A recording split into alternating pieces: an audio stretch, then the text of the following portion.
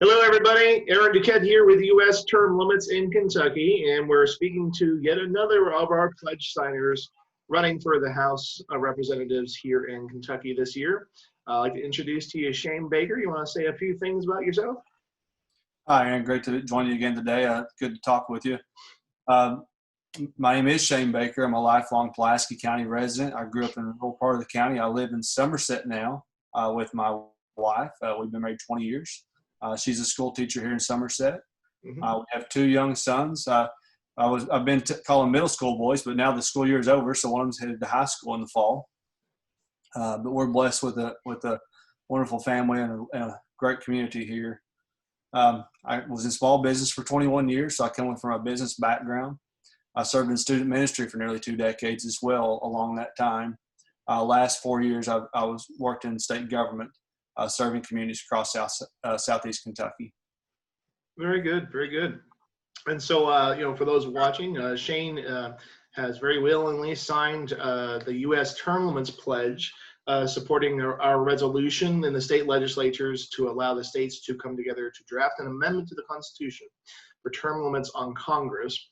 And the reason we do this is, we see that there's a lot of reticence that Congress itself would propose term limits on itself. So we seek the help of the state legislators and candidates running for that legislature. So, Shane, can you speak a little bit about, why you want to see term limits on Congress? Absolutely. Term limits is not a new thing, obviously. It dates back to ancient Greece and Rome. It's something that they had and was, in fact, part of the Articles of Confederation and the founding of our nation. Didn't quite make it into the Constitution, but they saw the need for it. And just over a century ago, you had legislators who would serve each election cycle. About 45% of the legislators went home willingly or were replaced at the ballot box. Now that is about 10% each election cycle. And the unfortunate thing is, over time, people who find themselves in a corrupt environment sometimes end up becoming part of that system. And the challenge is that they're often beholden to labor organizations and unions and other groups, special interest groups that come in and support them. They have a vested interest in keeping those legislators there for long periods of time because they've invested a lot of money in them to ensure they have support. So it's not good for America. We've seen, over the years, our deficit continues to grow. The challenges that we face in many respects in our nation go unaddressed. As President Trump has called them sometimes the do-nothing Congress. And that's not to be disrespectful to those men and women who serve.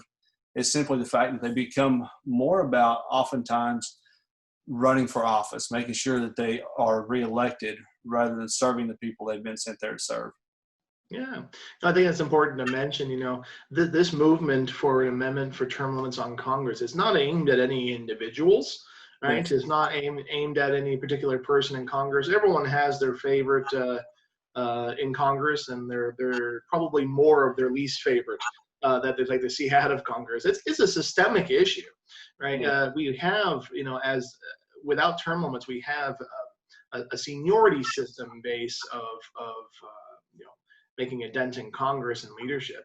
And it sort of naturally comes out of not having term limits. But when you have term limits across the board for any member of Congress, it's an even playing field.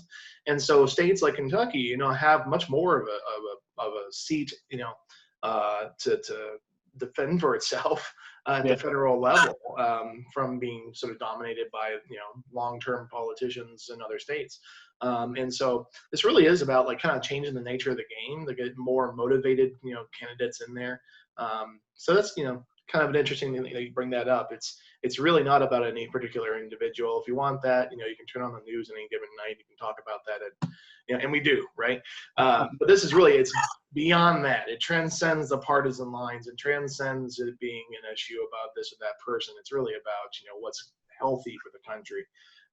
And so I'm curious for you, of all the potential benefits that'll come out of term limits on Congress, what's one that really motivates you, that gets you excited, that you'd like to see happen?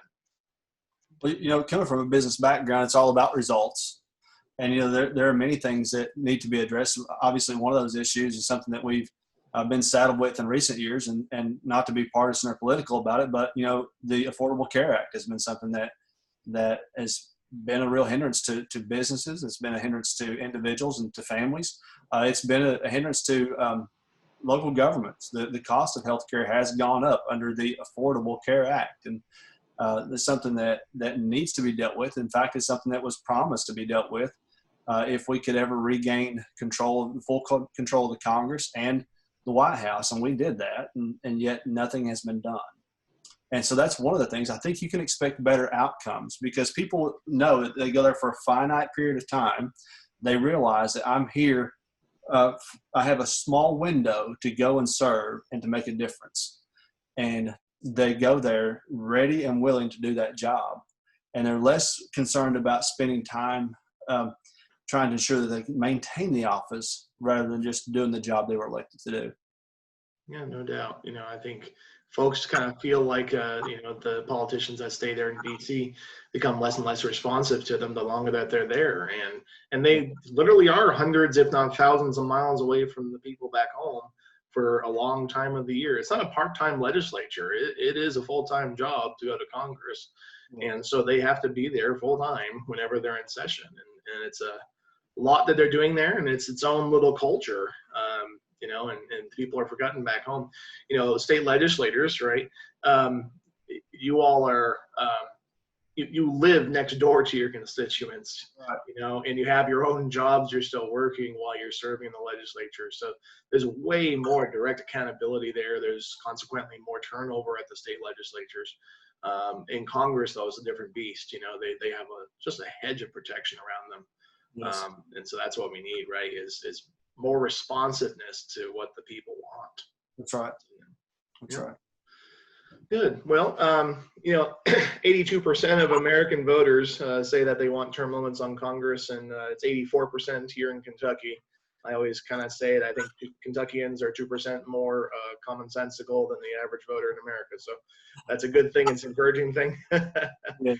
And we're going to get it done. And we're going to get it done, in part because of, folks like yourself that have been willing to not only pay lip service to term limits. It's very easy to say, oh, yeah, I support term limits. But when it really comes to it, it takes action. And, Shane has signed our pledge to vote for and co-sponsor this resolution so that we can really make this thing happen. It's a huge promise to voters and something that is just appreciated.